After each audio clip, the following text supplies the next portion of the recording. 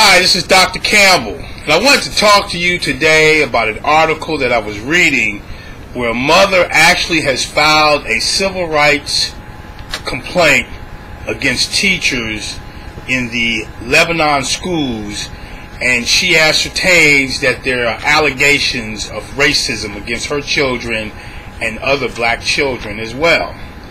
And what was interesting, I was reading the article, and she had 9 different incidents of complaints, and out of that 9, you could see where 4 of those incidents actually involved the supervision of the teaching staff.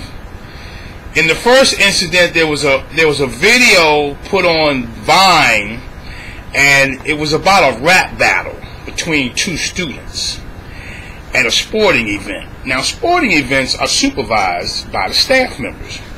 And so one of the things that they could do is that if these children are this creative, why don't you provide them a platform to be able to have the rap battle, and then you also have rules or boundaries within that activity, and you avert any claims of racism. So there's a lack of supervision there.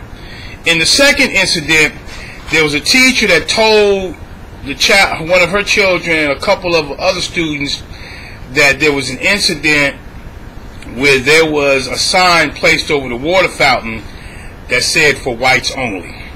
Now, my concern is, the teacher should have these students engaged so much in their learning that there's no room for that type of discussion. So there's some insensitivity there. Then another incident was when a student would call another student a racial slur during study hall. And what they did was they had a conference with the student that was making the complaint, the counselor, and another teacher. Well, study halls are supervised by the teachers. So why aren't you controlling this racial part? And then you have a counselor and a teacher where it looks like they were really trying to cover it up and calm the child down. So that's another problem.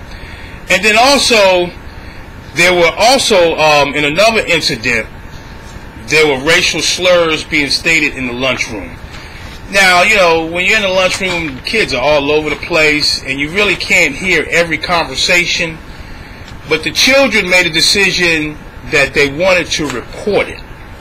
And in the process, they sought the help of an assistant principal, and the assistant principal turned them away because they didn't have a hall pass. Now, if they came to report an incident of a gun in the school, they would have reacted differently. And so these 4 incidents made me realize that now the black children have a negative perception of the teacher's intentions. And so if you're looking to overcome these racial challenges in the Lebanon schools, it's the teachers that you're going to have to empower to eliminate the racism.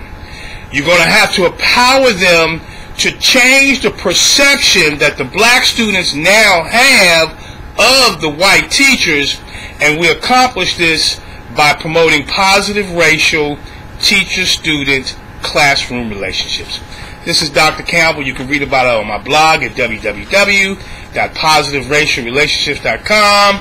If you want to talk about it, you can call me on my direct line, 856-566-3267.